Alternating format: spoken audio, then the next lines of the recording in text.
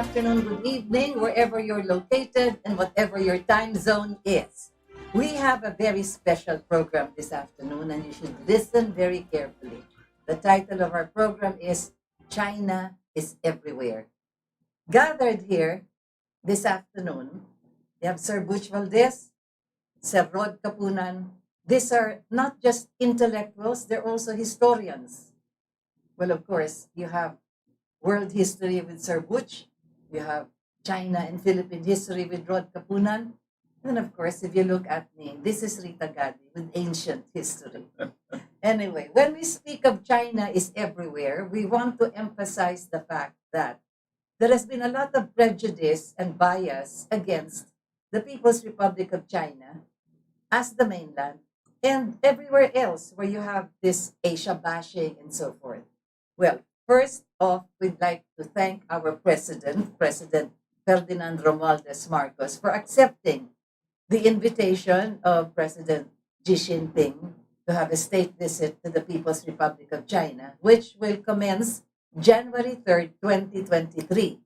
And he will be there according to their announcement from the Office of the President from the 3rd of January 2023 to either the 5th or the 6th, depending on how long the talks will be. And we are happy regarding this because then he is visiting our neighbor ahead of the state visit, which has been scheduled or already announced by by the president's cousin, nephew, uncle, whatever, that there will be a state visit also to the United States of America next year, also sometime June or thereabouts. So, although we are informed that normally diplomatic visits from outside of America happen between September, October, and November, because that is also the time that this heads of state would be addressing the United Nations. But we don't know why the arrangement has been made for June. Be that as it may, our president will be in China in January next year, which is the first month. Now, why is China everywhere? Before we go into that, let us first look at our own history. Some time back, I don't know what century this was, but a long, long time ago, we had the Sultan from the island provinces of Sulu who traveled to China and conducted some mercantile arrangement with the mainland China. This Muslim was Paduka Pahala, and he became a friend of the dynasty then.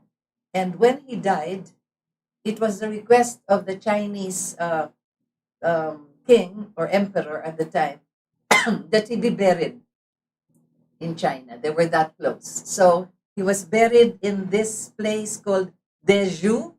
It's the burial ground that is in Shandong province. And you can visit that place. It's actually not just a tourist spot, but there you have the tomb of our Sultan from Sulu.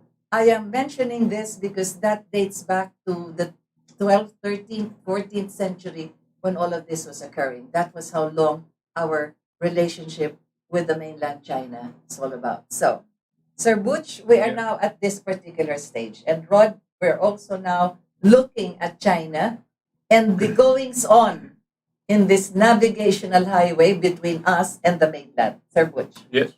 Well, this visit of President Bongbong Marcos has not come in a more appropriate time. Personally, I would have wanted that he visited China right after visiting the Southeast Asian nations and before going to the United States. But now that since there was a United Nations affair, so that kind of preceded any kind of move, I suppose, for him to go to China. Nevertheless, he was looking forward to meeting with the Chinese President Xi Jinping in Cambodia. But then it was also the venue where he was invited, for this January visit. The timing is um, very good, but maybe a little late. But nevertheless, it's still good because so many things are going to be happening this coming year. no? Geopolitically, economically, and all kinds of things that can impact on the lives of all countries, and especially ours here. Why? Because we are being placed at a very uncomfortable situation between two superpowers. So it's best that we talk about it now Yeah. and maybe enlighten some of our people with regard to the That's situation. exactly why we have the expert here, Rod Kapunan, because ano bang simula ng gulo na yan na pinag-uusapan itong South China Sea at ngayon ay parang nakakatakot na ang kalagayan. Kailan ba nagkaroon ng interest Actually, dyan sa lugar na began yan? during the time of Pino, Noynoy Aquino, Recently lang. after the filing of the case by the arbitration court Okay. with by Ambassador de los Foreign Affairs Secretary de Rosario, Oo, yes. and he filed that case. Actually, we never acted in good faith. We should have presented our map, geographic map, because that demarcates our areas that belong to the Philippines and the areas that is claimed by China. Mm. Of course, we insisted that we Filipinos claims Spratly Islands, pointing to that old man named Loma. Loma. Thomas Loma. That was in 1954. But said this Spratly Island was discovered not by Loma, way back, even by the ancient Chinese. And then after that, when we presented that, when the Rosario presented our claim, he never presented a map indicating our areas. It was a general statement that we're claiming the whole of South China Sea. It was a general statement. But, and so, the arbitration court awarded to us the whole of South China Sea Ala. without telling us, saan ka ba talaga dito? Sabi na, sa inyo yung buo sa whole of South China Sea. Hindi nga ganun na nangyari. Ang problema, the United States, as a party to that agreement, did not clarify, because, the United States cannot avoid claiming responsibility to that treaty. Because I'm referring to the 1898 December 10 treaty signed between Paris and Spain. Okay. The Treaty of Paris was the first treaty which Spain ceded the Philippines. We were sold. Were sold to the United States for $20 million. We were sold by Spain to America. Maliwanag doon kung hanggang saan ang boundaries mo. And, another thing that complicated this thing is that lately, it was in 2018,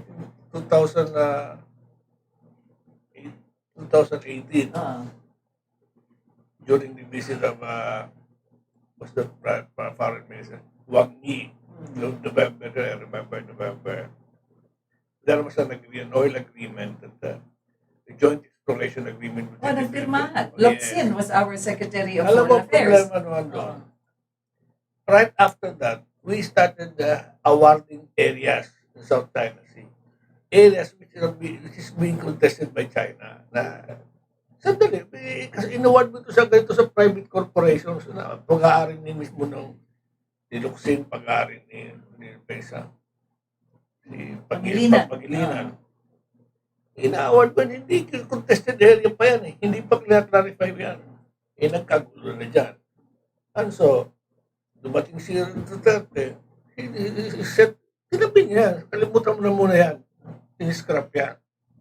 Kaya nagkagulo. Pero actually, ang original yan, kasi the Chinese suspect that the Philippines was awarding portions of the area to private corporations na pinag-uusapan pa yan. But actually, yung kanilang pinirmahan, government to government yun. Yun na nga eh. Walang pumapasok pa na private Correct ka doon. doon. Walang problema doon. Kasi madaling sabihin government to government precisely because nasa constitution natin yun. Correct. 60-40. Yes. Silang gagawa lahat ng trabaho. Yeah. 40% lang ang kanila, 60% sa Ang atin. problema, inaward natin yung portions na sa private corporations. Anong role ng private corporation sa agreement na So, pinapagsimula? ang sinasabi mo, Ang Ron, dalawang mag-uusap doon, ang PNOC at saka CNOC, oo. China National So, nagkakagulo tayo dyan sapagkat, yun na nga, claim dito, claim doon. At dyan pumasok ang mga Amerikano. Hmm. Ang Amerikano ay, gano'ng kalaki ba yung, the biggest body of water in the planet is the Pacific Ocean. Correct. So, andun ang kanilang port sa San Francisco bago sila umabot dito sa atin. Mas malayo pa yung biyaheng ginawa ni Magellan, ang Yeah, galing pa sa correct. sa Espanya, etc. Paano naman magkakaroon ng interest ang Amerika dito at sila na rin ang nagkudyok dito sa ating mga foreign affairs officials at yun na nga, in the past administration, para mag-arbitrate. What is to be arbitrated actually?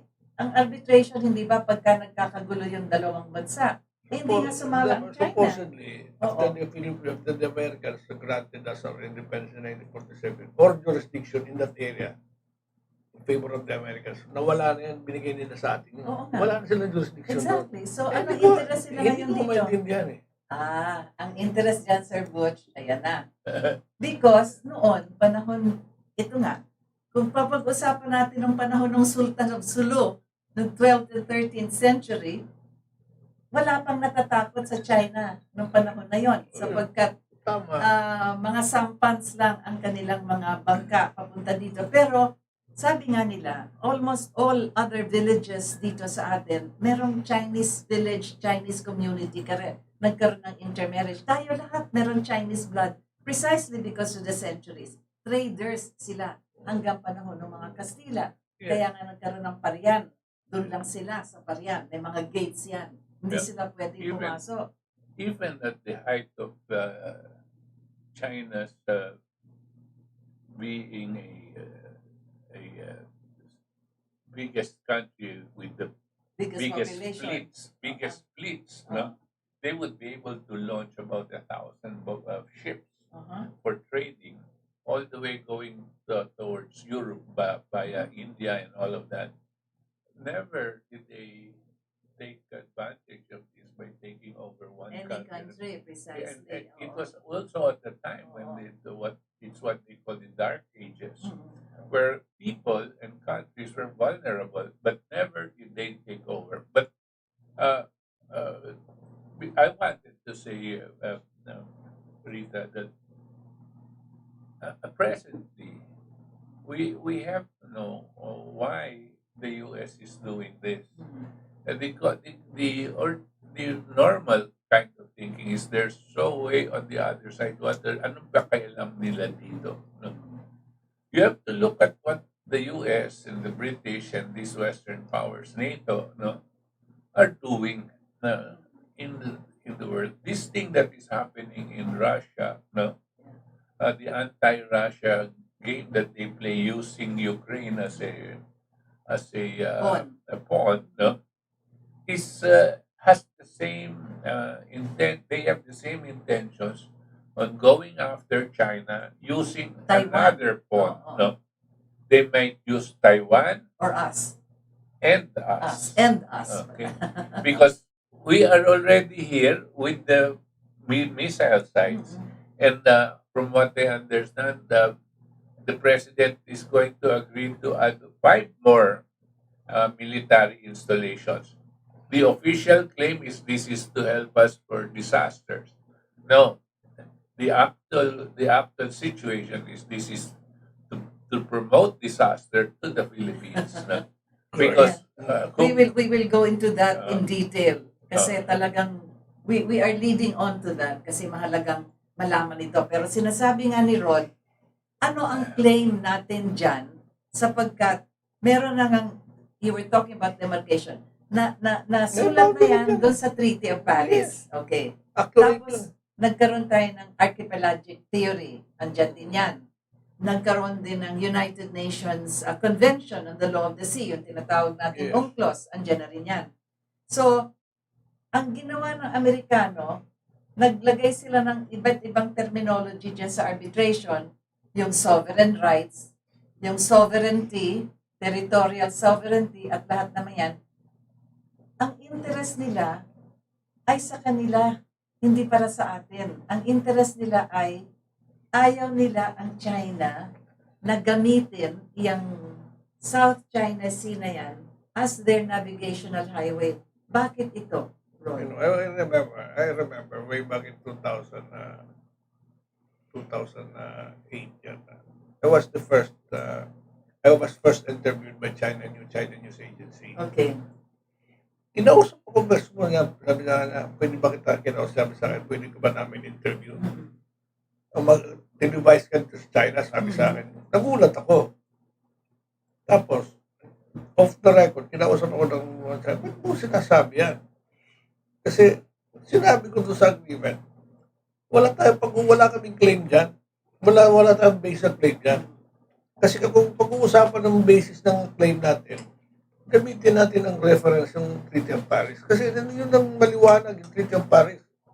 Ang partidang doon, ang problema doon sa Treaty of Paris, ang isang partido na nakapirma doon, ayaw sumali. Amerika nakapirma doon eh. Wala tayong pirma doon. Oh, It's America and Spain. Oo. Ayaw sumali ng Amerika doon. Kasi pag sumali siya, malalaman na wala siyang claim doon. At hindi pa papaliwanag for the first time. Hindi sinasabi ng Amerika na ang Treaty of Paris niretoke isang beses lang. It was 2000. Sa San Francisco. Hindi. Mga 2 years after na napirmahan. Okay. Alam mo kung saan, para magkaroon ng tinatawag na passageway ang mga British ship sa Sulu Sea. Ang tinatawag Cebu Strait. Narinig ba Cebu Strait? Oo, Cebu. Yung Cebu, ang lumakan dyan, balita ko, lumakan dyan ng British. Kasi kanila, hawak na nila ang Malaysia. Hawak na nila Yun yung bang Malacca Straits? Hindi.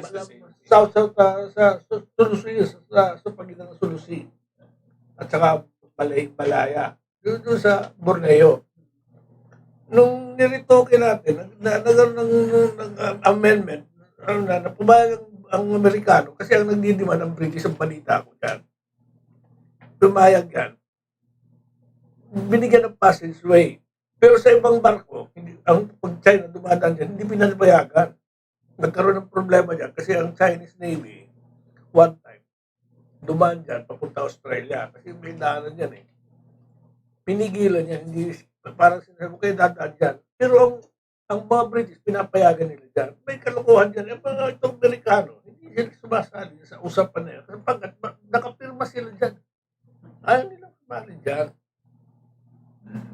Ang mahalaga dito kasi, ang laki ng prejudice against China. Malaki. Lalo na ngayon, sinasabi nga ng karamihan ay, bakit tayo nababahala sa nangyayari dyan? Yung mga claim sa mga islets na yan, lahat ng napag-usapan na rin namin dito extensively kay Ado, yung mga 9-line, lahat na yan na sinasabi nga. Pero ang mahalaga ay lahat itong mga bansa na nag-meeting ngayon dito sa Cambodia, andyan ang ating presidente, kailangan, sabi nga nila, i-revise na yan tinatawag na Conduct of the Sea, na siya sana ang iiral kung ano ang kailangan gawin dyan sa South China Sea. Bakit hindi pwedeng iwanan na lang yan? Kasi nobody owns the waters of the world. I mean, like the oceans. How many oceans do we have? Hindi mo pwedeng masabing sa iyo yan. Hindi ba? Kaya That's why, that's why the arbitration court did not clarify the decision in our favor. Parang sinasabi namin ng South China, sabi ng korte, sa inyo na yan. Ang laki ng nagastos ng Pilipinas diyang pagbayad sa mga... May $30 million. Yes. At saka sa mga abogadong ginamit kasi hindi naman naka-argue doon. Tapos sinasabi nga, Sir Butch, ang talagang nakakatakot dito ay ang mga claimants dyan sa mga iba't ibang island na yan, eh hindi naman sila nag-iingay ng ganong kalakas. Yeah. At some time back, you mentioned something na nagkaroon din ng gulo dito. Anong year ba yon? Sinulat ko yung 17th century ng 1648 sa Europe. Yeah. Meron din isang ilog dyan na pinag-aawayan yung dinadaanan ng ilog na yan, nag-aaway-away yung mga countries na dinadaanan ng ilog. In Yeah. the same manner na dito sa atin, ang nagkakaroon ng sari-saring claim, yung mga ibang hindi naman lahat, dito Actually, din sa dinadaanan ng South China Sea. Oh. That was the Westphalia Treaty. right. You know this na. Yeah. Actually, it was in 1648. Mm-mm.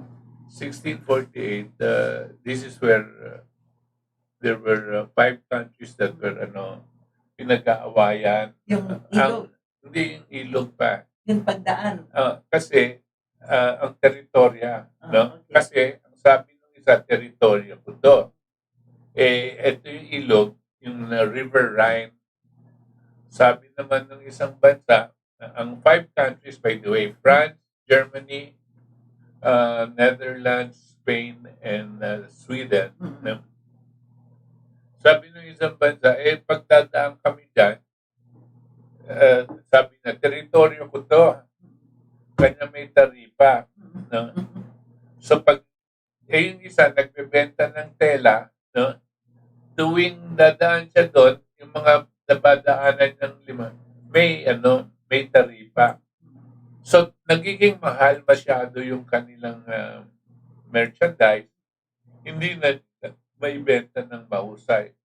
Kanya, nangyayari nun, naggigera sila. Pag gagerahin nila, ang mangyayari, hindi na sila lagyan ng taripa. Okay. Because of this was the 30 Years' War. Ang ascendant country, ang pinakamalakas na may lakas na bansa nun, ay ang bansang Pransya. At ang head noon ay appointed by the Catholic Church noon, si Cardinal Mazarin. At sinabi niya dito sa mga 5 bansa, gusto nyo ba talaga ng kapayapaan? Do you want peace? And they said, if you want peace, let us sit down and come up with our intentions to have peace. But if you really want to have peace, let us have peace under a certain principle. Sabi ni Cardinal Mazarin, this is the principle of the advantage of the other. Kung sasabihin, yung proposal mo, kailangan ang makikinabang yung iba. Oo. At hindi ikaw. No? So, ganyan ang mga nangyari. So, nagkaroon na ng Treaty of Westphalia. Pero yung Treaty of Westphalia yan, porque napirmahan na nila, hindi na sila magigera, tapos everybody is happy with the favors given, cannot last unless there is an economic component. No?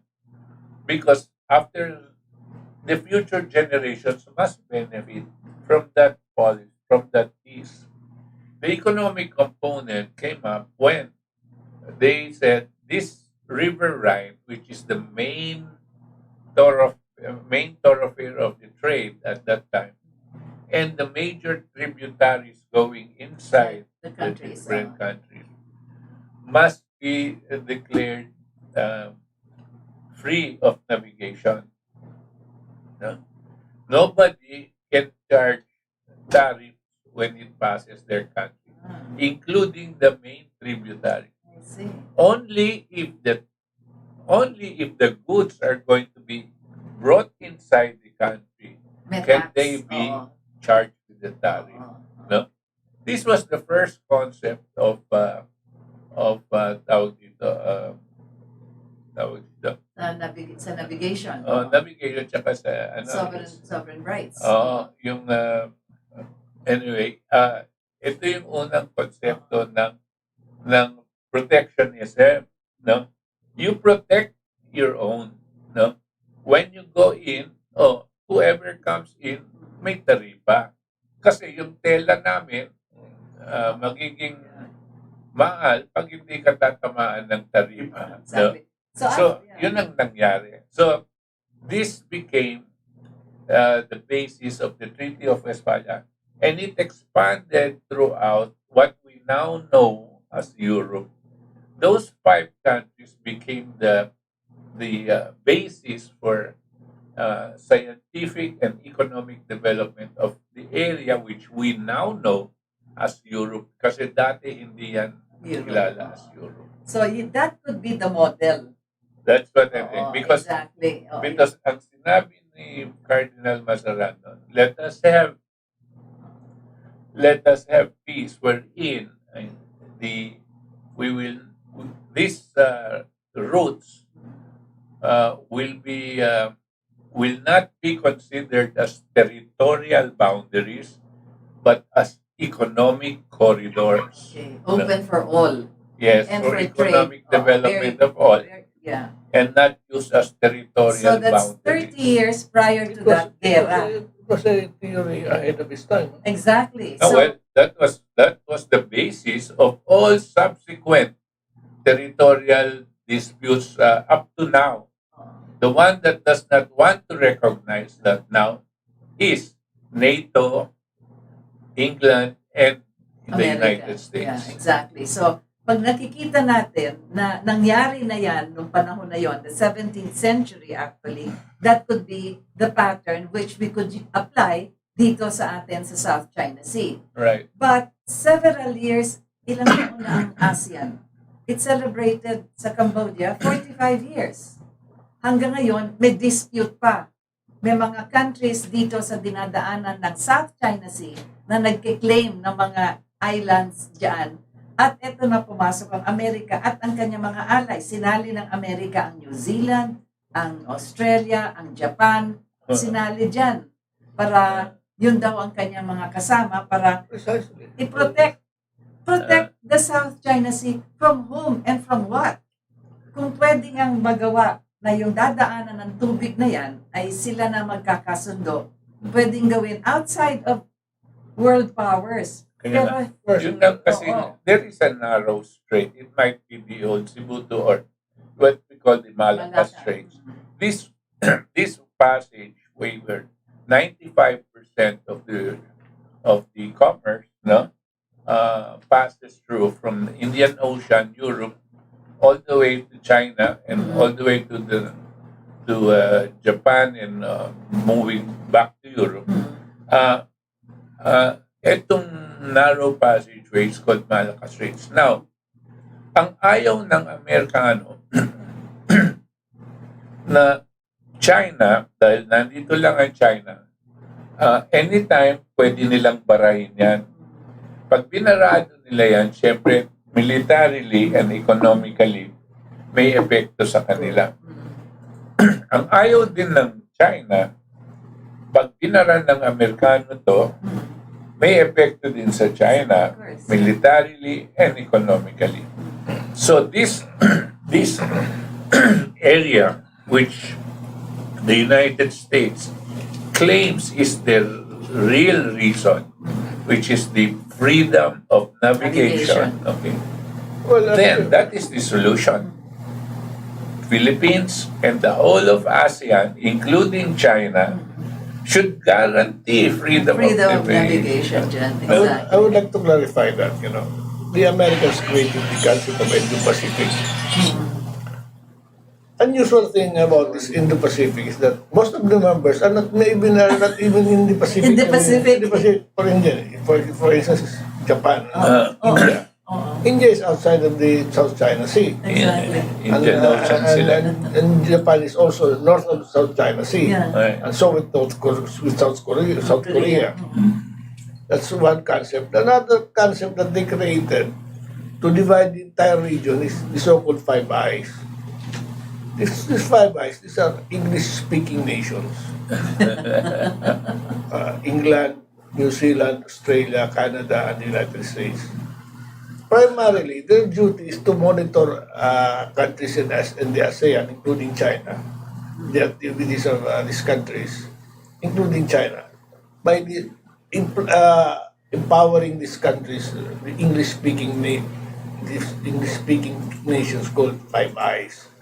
Mag-monitor lang yung trabaho nyo. Hindi ko maintindihan yan. Bakit? Ba't nila ginagawa yan? Dinidivide. Another thing, yung latest nila na ginawa nila sa ASEAN is to incorporate Leste. Leste. Ano pa pangalan East. natin? Timor. Leste. Timor. East. Timor.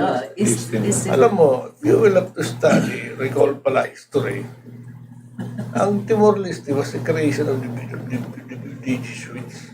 Yes. Jesuits na nag-invento Yun ang unang ginawa nilang presidente dyan. Yung pala, merong laking problema. Kanila yan Pedophilia pala. Kaya Di ba? ginawa- Kaya nga, remember? Yeah. That was a big scandal which Sila they, nag-create they yan. tried to remove from media that, Yeah. the president they put there sa East Timor. Kasi daanan eh. Correct. Yeah, and they wanted to control precisely yan sinasabi ni Sir Butch, the Malacca Strait. Kaya Yeah. nung sinali yan, maraming umaabangal yan, including Indonesia. Andiyan na naman sila. Ba't Now, sila- in the last meeting they had, isasali na ang Ang nag-sponsor na lagi, Amerikano. Of course, eto, Right. gusto nilang isali This is, ang East Timor in the ASEAN.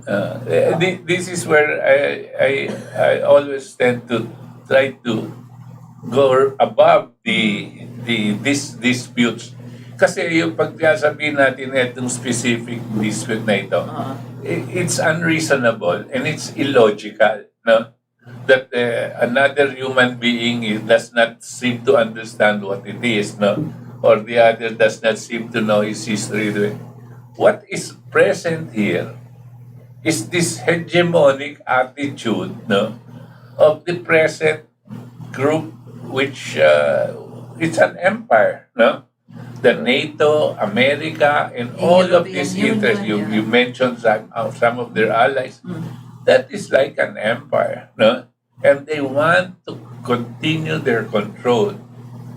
Presently, the economic situation of the world, and everybody knows this, is on a downturn. It's collapsing or it has collapsed.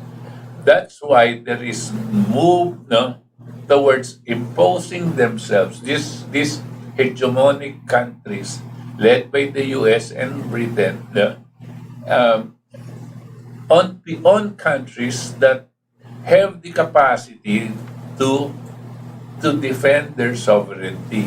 To be on their own, like Right now, the two big countries that have that capacity is China and Russia. We do not have that capacity to defend our sovereignty. Wala pang hang gera, sip-sip na tayo sa kano di ba? Pipitikin lang kayang presidente natin, eto na, kung ano yung ginagawa. Pero ang mga bansang malakas ngayon, etong dalawa, tsaka yung India, no? Malakas din ang India. Ngayon, yan ang interests that are now going into conflict, and we are here in the middle. What can we do as a small country? We will not be small if we have 10 other ASEAN nations with us. No, we will not be small shouting and supporting a solution to this. We will not be small if these 10 other countries, together with China, and we believe China is of better, how do you say, better is intent. more principled in their interest than America. If we have China together with the ASEAN guaranteeing to the US and everybody that they can fly these things without interference. So there you have it. Contemporary world political history. Sinasabi nga din ni Rod, yan ang nangyari nung sa arbitration at lahat ng yan. If we go back in ancient history, my goodness, kung titin talaga natin yung the history of the world, the earliest civilizations, yan, China, India, Egypt, makikita mo yan, simula pa nung 2,200 years ago. So pag nakikita natin yan at ang kanilang progress up to this stage, diyan sila humuhugot. It's already a civilization even at that time. Now, why is China everywhere? Sapagkat several years ago, si President Xi Jinping, ito na nga nagkakagulo lahat sa mundo, ang sabi niya, wag na tayo maggera, mag-business na lang tayo. Exactly as Sir Butch was saying, what they did in Westphalia, How can we be able to trade? So, binalikan naman niya ang ancient history ng tinatawag na the Silk Route, the old Silk Road. right. Bakit nung panahon na yon, camels lang ang kanilang mga sasakyan? Every country, may bit-bit kung ano yung kanilang ibebenta, and they were crossing the world actually. They had this route East to all the west. way up to the Himalayas, sa Central Asia, lahat ng yan. Hindi sila nag-aaway itong mga bansang ito. Nagninegosyo, anong meron ka? Okay, bili ka nito. It was called Silk Route sapagkat ang kanilang method of weighing the value of their commodities was silk. Sapagkat ang China lang ng panahon na yon ang nagproproduce ng silk. Tsaka yung mga hari doon sa kabila sa Europa, Oo. gusto nila silk ang Oo, kanilang... of course. Ang kanilang fabric. Yeah. Yung Belt on China. Oo, yan ang ginawa ni Xi Jinping. One belt, one road. Yung Belt and Road Initiative. Oo, ng China, BRI. BRI. Alam mo, yung ginawa na, hindi maiwasan na talaga yayaman ng China.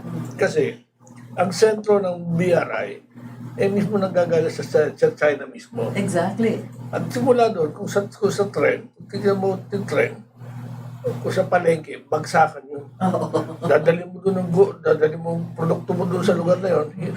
Alam mo kung saan dadalhin yun ng China? Hanggang Europe, sa Middle East, hanggang Africa. Okay. Baka very good. marami makakarating doon. So lahat yung kikita. Huwag ka lang. Yun nga, di bali na kumita yung China, sila nag-uumpisa ng ganyan. Pero lahat naman ng bansa, kikita. Lahat sila No? nakikinabang. Lahat makikinabang. But siyempre, you're looking for economic development so that your people are going to be living a better quality of life. Ayaw nilang pumayag ng gano'n. No, the idea there na ni-launch ni Xi Jinping was the state-of-the-art Xi Jinping was the state-of-the-art railway system that will be traversing yan from Europe to Central Asia, lahat na yan. Babasahin ko para tama magtutugma sa title ng ating programa ngayon. So here we have the countries of Central Asia. Kazakhstan, Kyrgyzstan, Tajikistan, Turkmenistan, Uzbekistan. Pagkatapos dito sa Africa, pumasok na rin ang railway system. Djibouti, ang laking celebration ito sa Djibouti. The South Africa yan. Oo, sa Africa yan. Egypt, Ethiopia, Kenya, Nigeria, Sudan, Uganda. Sa Europe, sana dumadaan itong One Belt, One Road na ito. Poland, Greece, Portugal, Italy, Austria, Luxembourg, Switzerland. Sa Caucasus, as you would pronounce it, Armenia, Azerbaijan, Georgia. Andiyan na rin sa portions of Russia. And of course, portions of the European Union. Sa Asia, na-mention ko na yung Central Asia. Papasok na ngayon sa Hong Kong, sa Indonesia, Laos, Maldives, Malaysia, Pakistan, Sri Lanka, Thailand, Turkey. Sa Americas, this is already South America. Argentina, Barbados, Jamaica, Panama, Peru, Venezuela. Yan na yan.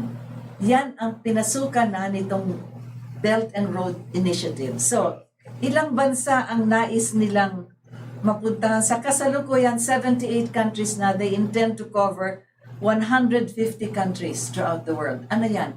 As Sir Butch was saying, negosyo. For every port na tinitigilan ng tren, okay, magbababa ng produkto, bibili ng produkto. So the countries themselves will be earning from this. Kagaya no nangyari nga sa Westphalia. Gusto ko lang sa idagdag, Rita, na hindi libre ito, ha? Yung dadaanan ng mga bansa, hindi libre sa kanila yan. Yes. No? Pero ang mangyayari niyan, kasi meron silang tinayo na parang kooperatiba, pero malaki. It's called the AIIB. Yes. A is yan, Infrastructure Investment Bank. Correct. Wherein all these countries, these 150 or so countries, are invited to put up a fund. Ang mga, whatever they can afford, merong Asian Bank. Oo. Asian Development. 5 billion, 2 tayo, 2 billion ang tinaya natin dyan. Pero hindi pa tayo completely bayad. So, dito yan sa AIIB. It is from here that the funds for development of all of these countries can be borrowed. So, bago ka makapasok, ano ba ang kakailanganin mo pag dadaanan ka ng tren? No? Ano bang klaseng tren yan? Ang tren na railway, tsaka tren na high-speed, maglev, at iba pang mga modern way. Pag dumaan dyan, ang kailangan mo kasi kuryente. Kuryente, that means you need Source of power. source of power. That means you need nuclear power plants. Okay? Magtatayo ka ng nuclear power plants kasi pagdaan sa iyo dyan, no? Kailangan meron kang source of energy also and power pag dumadaan sa iyo. Ikaw din, gagamitin mo yan para ma-export mo lahat ng goods mo, no? So you can export it anywhere in the world. Remember, this thing, BRI, is designed so that you cover all the 7 continents of the world by land, traveling up to speeds of 1,000 kilometers per hour. Para kang lumilipad na talaga. Lumilipad na. So you can see the impact on economic development for the whole world. Actually, pag na-develop yung BRI, ang kalalabasan dyan ay isolated ang American yan. Ma-isolate sila. And that's Geographical, yun ang mangyayari. Well, but the idea, Rod, no? The idea here is for the US not to be isolated. The idea was to invite the US to participate in it, no? So that there is no because this one is a formulation, and according to Xi Jinping, is a formulation for world peace. If people are benefiting from this economically, including the United States, no, then the intention to go to war will be lessened or taken out. No? Or will no longer be an intention at all. Why is it that the United States is going against the BRI? The British are against the BRI because they want to maintain their hegemony on the whole world. They want to maintain military power. Military power. Not mercantile power, not business, not economic progress Actually, for the countries. Sinabi ni Butch, pag dinaanan ka ng trend, sentido ko mo, pinag-aralan natin ang economics yan ng araw. Pag dinaanan ng kalsada mo ng bayan mo, ginawang highway, sa ayaw mo tindi asenso ba? Asenso. Automatic kasi Yes. Commerce. Dito sa Pilipinas, may studies dyan eh. Yung mga bansa na ang nag-rely lang sa agriculture, naging underdeveloped. Yung umaasa lang sa tubo, hindi sila umasenso. Pero yung mga bansa na tinanggap yung mga, sabihin natin, mga Chinese, nagtayo ng sari-sari store, mabilis ang asenso nila doon. Yung sari-sari store, yun ang talaga nagpaulad sa kanila. Yes. Hindi yung mga nagtitinda lang ng tubo. Kailan kikita ng tubo mo after 6 months? Saka lang kikita, tsaka nyug, after 6 months? Kailan kasi, samantalang pag sari-sari store, everyday kumikita ka. Hindi That's ba? right. Pero itong yung hegemony, para maintindihan naman, alam niyo po ang hegemony? Empire, no? Narinig nyo na yung Roman Empire, yung mga ganyan. Ito po, ang present empire natin, nandyan po ang Amerika, British, at ang ginagamit po nilang lakas, yung military nila, tsaka yung NATO, yung military nila, tsaka yung navy nila. Yan ang empire. Ayaw nilang mawala yan. And the IMF and the World Bank na Yes, sa nagko-control. finances. Oo, So, Alam mo, Bulls, may contradiction dyan eh. Ang nangunguna sa panggugulo sa Ukraine ngayon, ay umalis pala sa European Union, ang Britain. Bakit sumali dyan? Ikaw nangunguna ko, umalis na sa European Union. pero sila yung tiga-udyok. Correct. Sila tiga-udyok, pero hindi siya kasali dyan eh. Yun ang problema dyan. Exactly. Yung sinasabi nga ni Sir Butch earlier na ginagamit ang Ukraine as a pawn para ang Amerika guluhin ang Russia. Eh sabi nga, may 2 probinsya lang yan eh. Ngayon, 4 na yung naggugulo dyan. Gusto nilang itulak ng itulak na yan ay papasok na sa yung mga nanggugulo dyan sa loob ng Russia. But Ukraine has never been able to declare its boundaries nung time ni Gorbachev na lahat itong mga 13 republics ay pinakawalan na from the central government of Moscow. Ang Ukraine ang hindi nakasubmit. So kung talagang tutuusin, which of course in media we do not hear this or nobody talks about it, they're still part of Russia talaga. Which was of course in ancient times or in history, they were the center of many things and until Many now of the science. towns, many of the towns in Ukraine that were annexed by Putin. Russian-speaking towns yan. Yeah, Mga yeah. nagsasalita. Ang ano lang, yung mga probinsya na nakadikit sa Russia na gustong guluhin ng Amerika na itulak. So anong ginawa ni Putin, di ba, just recently? Oo. Yung 4 na probinsya na yan and their governors, they had a big signing in front of the Politburo nila. Oh. Sabi niya, ito is Russian territory. So ano pang pag-uusapan? Wala. Kaya yan ngayon, hindi nakaubra yung sinasabi nga ni Sir Butch, yung mga NATO, yung European, pati ang mga NATO countries umatras din ayaw na nila, hindi sila talagang nagpupush dyan na girahin ang Russia.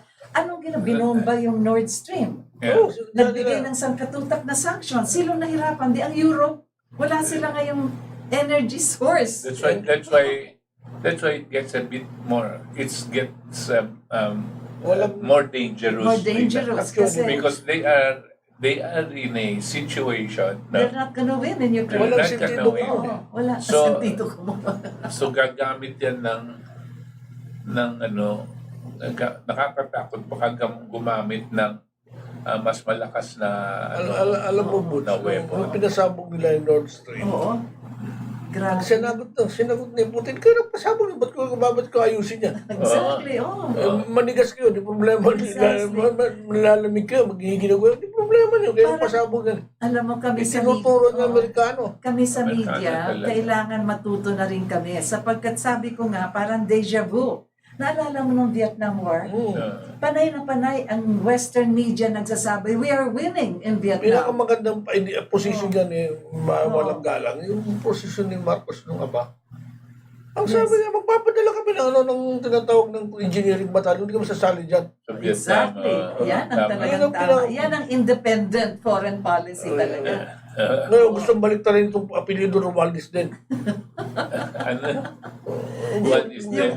Yung ating ambassador naman na hindi Sumbalik pa rin natin yan. maintindihan kung ano mga statements ang ginagawa outside of the actual official pronouncement of President Ferdinand Romualdez Marcos, hindi ba? Nauna na yung kanyang ambassador. Ita-tie up natin kayo niyan sa ating pinag-uusapan. Sapagkat, sabi nga ni Sir Butch, medyo talagang wala nang pupuntahan ng Amerika dyan sa Ukraine. Hindi sila, they cannot be able to win over Russia dyan sa Ukraine. Kaya pinasukan naman nila dito sa Taiwan because they need a war. They need a war to be able to boost up their economy at this stage. So, ito naman ang ginawa nila. Sinubukan nila kay Pelosi. Walang nangyari. That was the last attempt of Pelosi to boost his candidacy. Kaya pumunta siya sa Taiwan. Oo, so wala rin nangyari. Wala rin nangyari. O, di ba, umatras din siya. Pero, uudyukan pa rin ng Amerika. Ang nakakatakot dyan ay yung mga sinasabi nga sa media, Rod. Why will China, yan ang sinasabi sa Western press when China takes over Taiwan, then really America will support. Why will China take over Taiwan? Probinsya nila yan, di Sa ba? kanila yan. But that's what we see in media and that's what we read. So, anong tingin mo sa nangyayari ngayon dyan? Sapagkat, hindi lang dyan sa Taiwan, ngunit konektado ngayon tayo sapagkat eto na nga. Nung panahon nga ni President Noynoy Aquino, naglagay sila ng 5 bases dito sa Pilipinas. At ngayon, yung ambassador natin sa Amerika at nagsabi na rin, dadagdagan pa ng 5. Alam mo, may sigit lang dyan. Yung basis na yan, di tayo kinausap, in-explain ni Marcos yan. Ang base militar dito, una-una, jurisdiction namin. Ikalawa, lahat ng mga dadalhin yung gamit, mga kargamento, sa mga kung kasi karamihan dito mga servicemen na kapag-asawa ng Pilipino, dadala ng gamit, itbubuisan namin yan. Kalawa yan. At ikatlo, yung mga nagtatrabaho sa Clark, sa Subic, the workers, kailangan i-adjust ang minimum wage yan. Ay, kung nagkaroon ng collective bargaining agreement, at ikaapat, na hindi pa napapag-usapan yan, pero pinupost na ni Marcos yan, nasabi niya, lahat ng mga improvements na gagawin ninyo, kayong gagastos. Ngayon, ang ginawa ni Noynoy, ni-restore niya yung 5 military bases. At alam mo ba na hindi alam ng mga kababayan natin? Hindi alam yan. Pinalaya sa mga sundalo natin sa lugar na may mga bahay sila. Kami gagamit yan. Pinalis sila. Ngayon ko rin nalaman Sa kampo, sa loob ng kampo, kahit sa Ginaldo, They cleared a certain area which is going to be theirs inside may bako the dyan. Philippine military camps. Wow! Pinalis sila doon. Kanawa, dati, sinisili sila ng tubig ni kuryente ni Marcos. Ngayon, hindi. Tayo nagbabayad Walang kakibo-kibo. Tayo nagbabayad ng tubig sa kuryente. Okay. Para lang sa ulit-ulit namin binabanggit kung saan yung 5 bases na yan.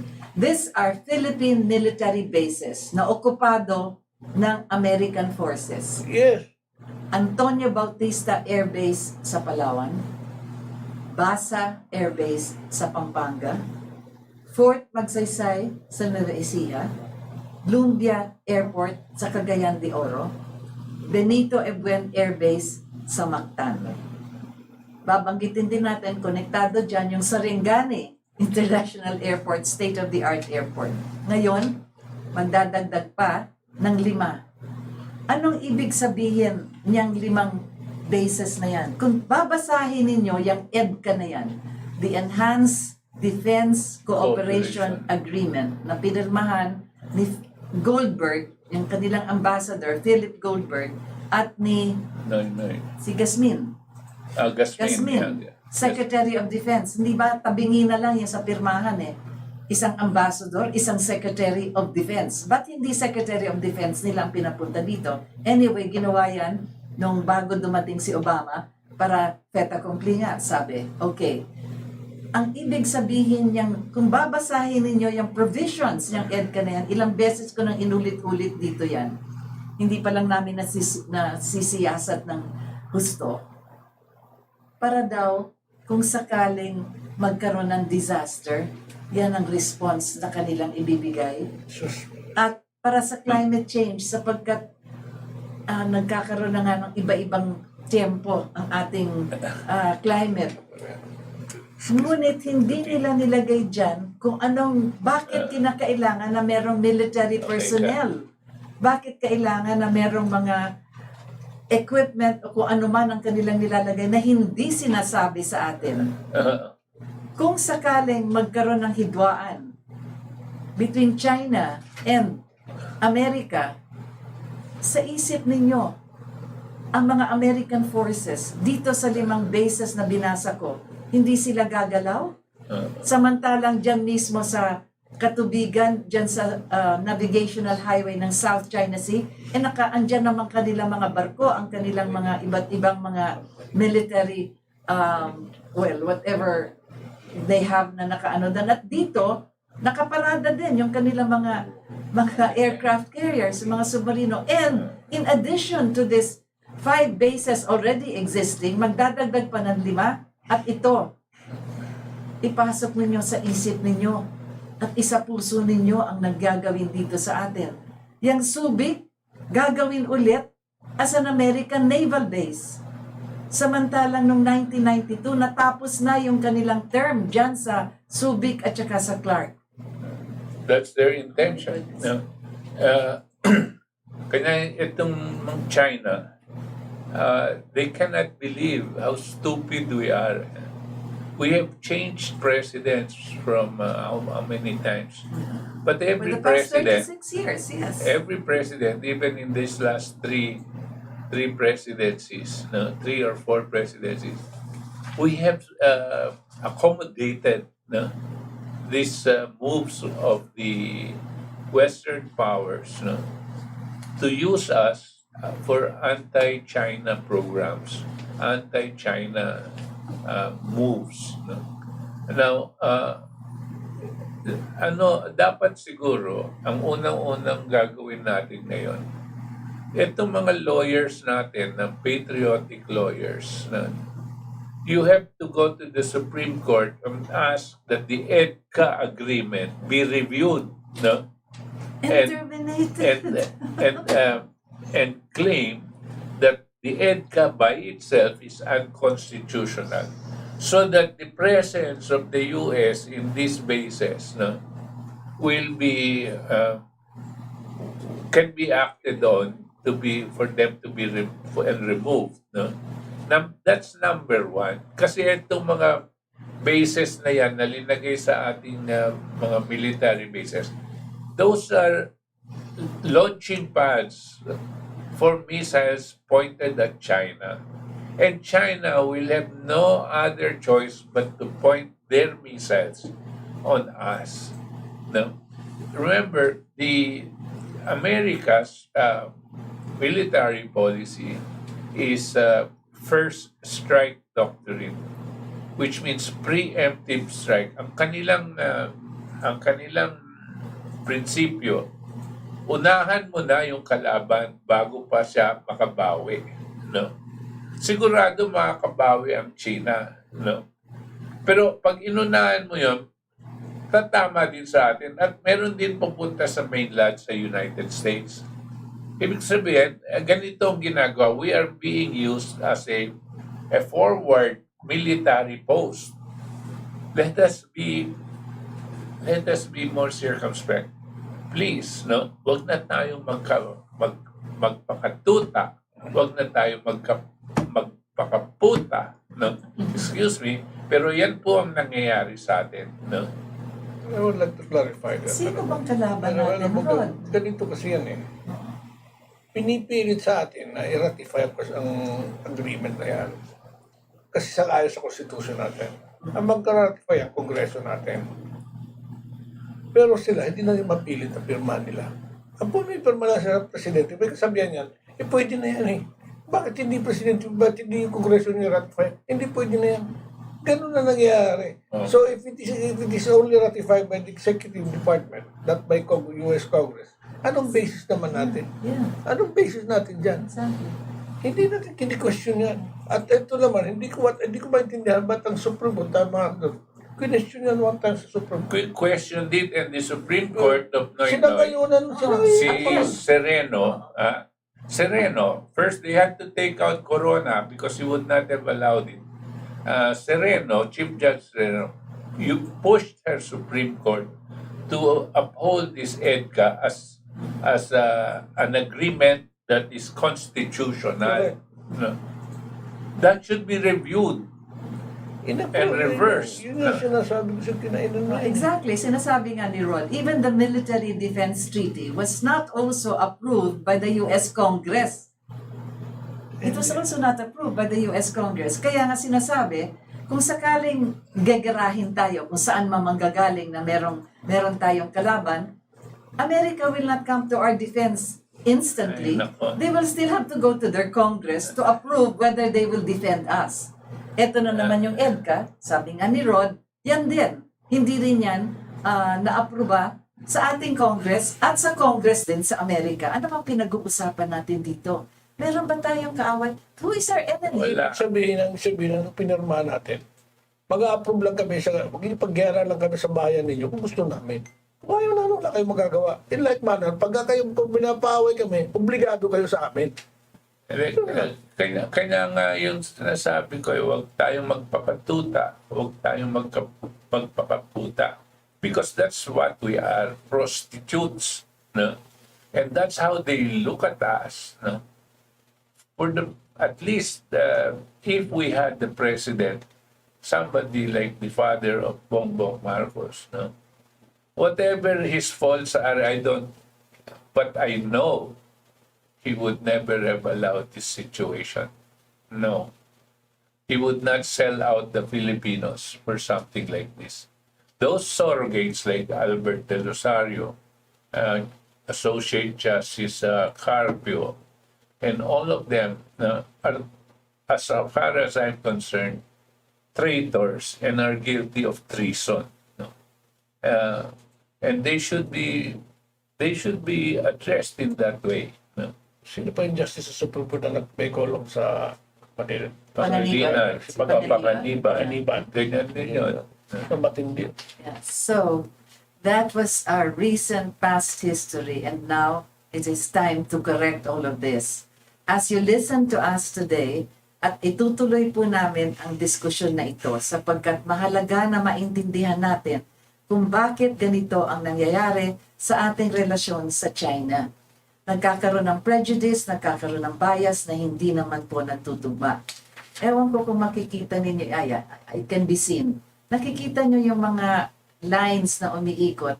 Yan ang dinadaanan na nitong One Belt, One Road project ni Xi Jinping ng China. Ang sabi nga ni Sir Butch, lahat ng bansang dinadaanan nito ay sila ay meron ding kontribusyon.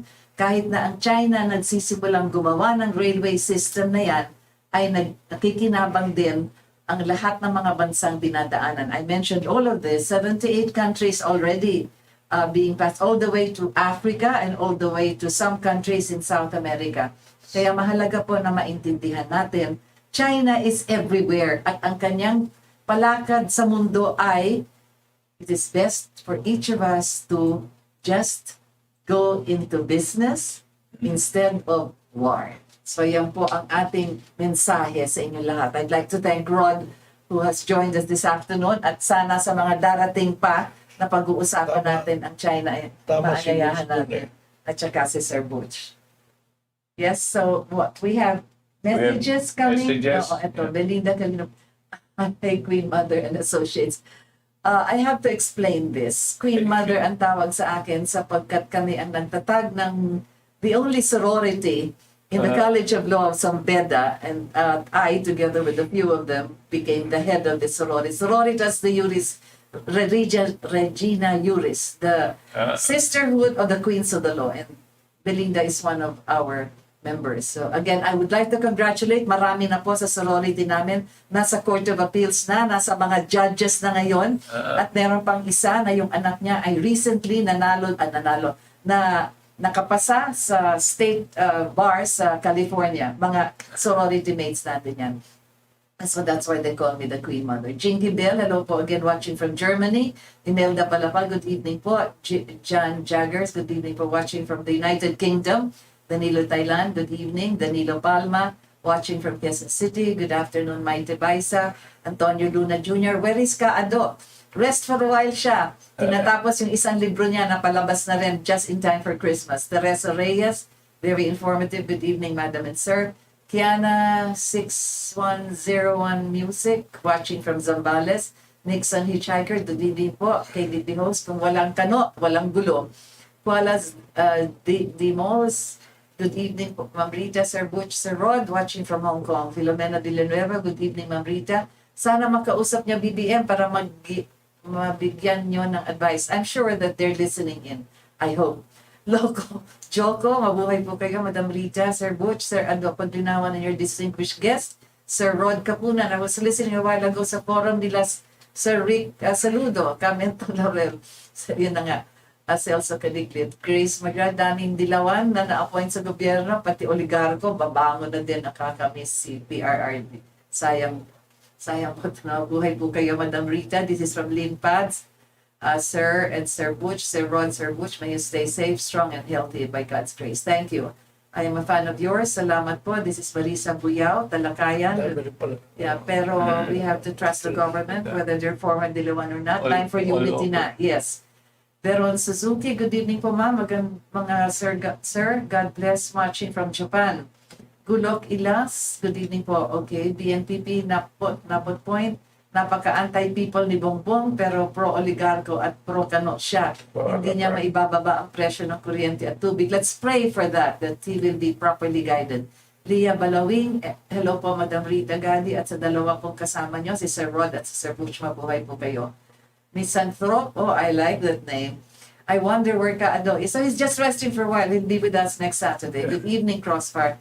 Bawangs, ginagamit ng China, kwarta para makapasok sila at ma-influensya interest. Ang kwarta po ng China para sa improvement din ng mga bansang pinapasukan nila. I have to contradict exactly what you're saying. Kwarta-kwarta laban nandito. Yes, and so will we earn too. So kapag nakapasok sila, ibig sabihin may nasusuhulan. Well, ang suhol, hindi lang galing sa China. I.R. Kiloy, hello po, watching po from the United Kingdom.